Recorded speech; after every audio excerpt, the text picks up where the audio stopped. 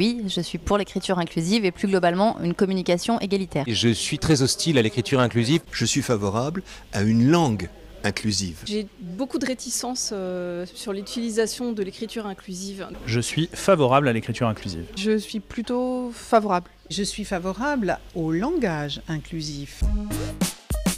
Parce que je trouve ça hideux. Et ensuite pour des raisons de principe, parce que j'y vois une invasion de la syntaxe par la morale. Il y a un côté esthétique qui me déplaît. Et puis surtout, je pense que ce n'est pas à la langue de changer les mentalités, ce sont les mentalités qui doivent changer la langue. Et la langue, elle doit évoluer en douceur et elle ne doit pas être forcée comme ça d'un point de vue idéologique, d'un point de vue militant. Si on parle des hommes et des femmes, il faut que ça se sache.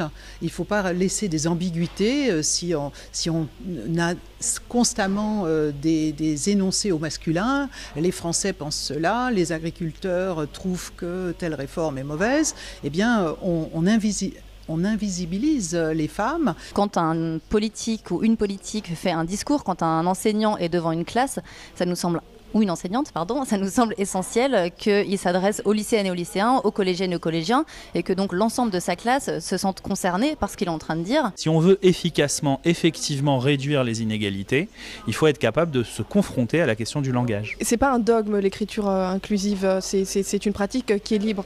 Et on est libre de l'adapter, libre de la pratiquer de manière très rigoureuse. C'est une habitude à prendre. Dans le domaine administratif, dans le domaine de l'emploi, on peut avoir une graphie particulière.